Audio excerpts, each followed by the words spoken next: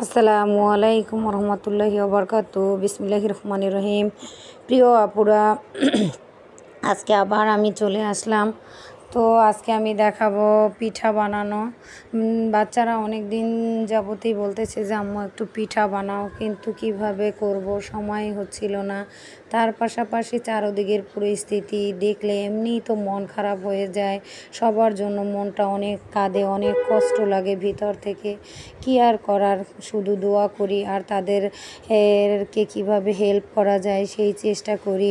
কম বেশি আমিও অ্যাক্টিভ ছিলাম মাদ্রাসা থেকে, কিংবা আশেপাশে শুভাকাঙ্ক্ষীদের থেকে, কিংবা আমরা একটা মানে তালিমে বসি সেখান থেকে, মানে বিভিন্নভাবে যেভাবে তাদের বন্যার্তদের পাশে দাঁড়ানো যায় সেই চেষ্টা করলাম। এই নিয়ে কয়েকদিন যাবত অনেক প্যারার ভিতরে আছি। মানে যখন একটু সময় পাই তখনই এখানে ওখানে ছোটাছুটি করতে থাকি। তো সারাদিন ছোটাছুটির পরে একেবারেই তো ক্লান্ত। তো তারপরও বিকেল হলেই বলে যে আম্মু তুমি ক্লান্ত থাকলে বসে থাকো, আমরাই তৈরি করি। তো মাশাআল্লাহ, আমার ছোট ছোট বাচ্চারা যে এত অ্যাক্টিভ বলার বাহিরে, তারা আমার সমস্ত কাজেই সাহায্য করে। সমস্ত কিছুই একবার দেখিয়ে দিলে তারা যে কত সুন্দর করে করতে পারে, আলহামদুলিল্লাহ। তো সব কিছুর পরও কেন যেন মনটা এতটাই খারাপ বলার বাহিরে। আমাদের ধানের দেশ, গানের দেশ, মাছের দেশ বাংলাদেশ, নদী নালা আর খাল বিল সব কিছু মিলিয়ে এক অপরূপ সৌন্দর্য। কিন্তু আমাদের বরিশালে এবার মানে এই নিয়ে মানে পানির তেমন একটা টেনশন করতে হয় না। তারপরও মাঝে মধ্যে মা বলে যে ওদিকের কী অবস্থা, কী খবর। তো এমনিই তো মুরব্বী মানুষ, সেরকম খবর টবর দেখে না, কিন্তু আমার কাছ থেকে সারাক্ষণ এই খবর জানার জন্য বেকুল হয়ে থাকে। আমিও আবার যতটুকু জানি, যেভাবে জানি, যখন যেভাবে মাকে বলি যে এভাবে হয়েছে, এরকম হয়েছে।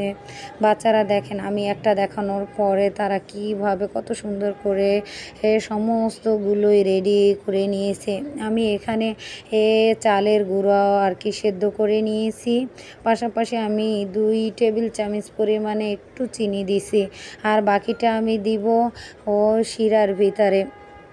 ওদের ছোট ছোট হাত দিয়ে যে কত সুন্দর করে তারপর বানাইতেছে। একটা বানায় আবার হাত ধোয়, একটা বানায় আবার হাত ধোয়। যে কি মানে বলার বাহিরে। আমার অনেক হাসি পায় মাঝে মধ্যে ওদের কাণ্ড দেখলে। তারপরও আলহামদুলিল্লাহ যে সব কিছুতেই ছোট ছোট হাত দিয়ে একটু একটু করে সাহায্য করে সব কিছু তালে তালে যে তাড়াতাড়ি হয়। আর আমারও মানে বোর লাগে না কোনো কিছু করতে। আর বড় ছেলেটা তো আরও, সে সমস্ত কিছুতেই পারদর্শী, আমার থেকেই খুব ভালো পারে। এই দেখেন পাউরুটির গোলার মতো কি করে পেঁচাই পেঁচাই, মানে খুব সুন্দর। এটা আবার আমি বানাইতে পারি না, ও বানাইতে পারে এবং ওই বানাইছে। আর এটা দেখতেও অনেক সুন্দর, অনেক ভালো লাগে। আমি এটা ভেজে তারপর মনে হয়েছিল যে মানে অনেক সুন্দর হয়েছে। তো আমার প্রিয় আপুরা, এভাবে বানিয়ে আপনারা বাচ্চাদেরকে দিতে পারেন।